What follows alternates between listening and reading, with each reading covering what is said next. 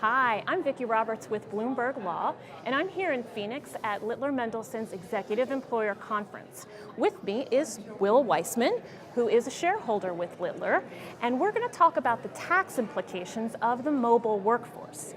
Will, technology has changed not just how we do our jobs, but where we do our jobs.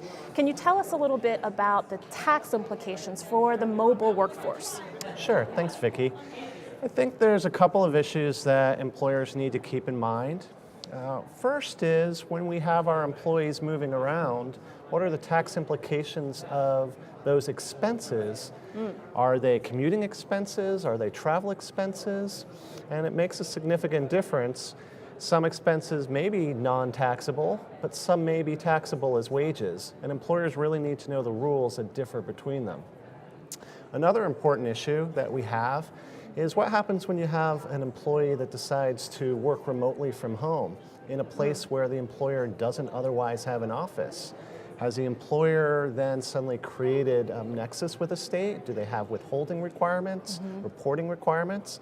These are things that sometimes employers don't think about when they agree to let an employee work remotely from some other location.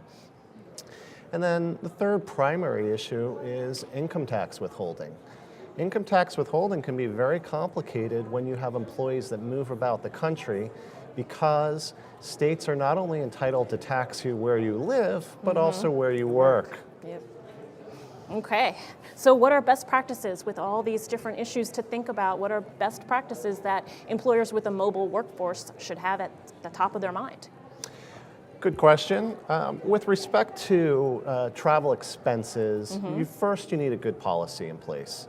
And it's important to recognize that travel expenses may be taxable and non-taxable, and you can have different policies to address them. For example, you may pay the IRS mileage rate for driving around in your car, and that is perfectly acceptable. But you could also have, for example, a flat rate of, say, $500 a month for a car allowance. That would be taxable as wages. So knowing what you're going to pay and how you're going to pay it makes a big difference. And having those policies in place and clearly explaining them to employees is important. With respect to remote workers, you want to be careful about where you agree to let employees work, because it can have significant implications for an employer. So for example, if we're letting a worker work from home in a state where we already have operations, that may not be a big deal. But what about a state where we otherwise aren't operating? That can create a bunch of risks that employers need to think about. What kinds of risks?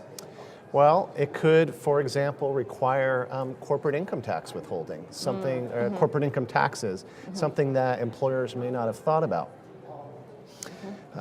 With respect to multi-state withholding, you want to be clear in understanding where your employees are and when. It's not just enough to say, we're going to withhold where you live. If I spend, for example, 15 days in New York, they have a 14-day rule. That would require me as an employer to withhold on my employees who are spending 15 days in that state. All right, well, a lot to think about. Thank you very much for joining us, and thanks to all of you for joining us too. All right, thank you.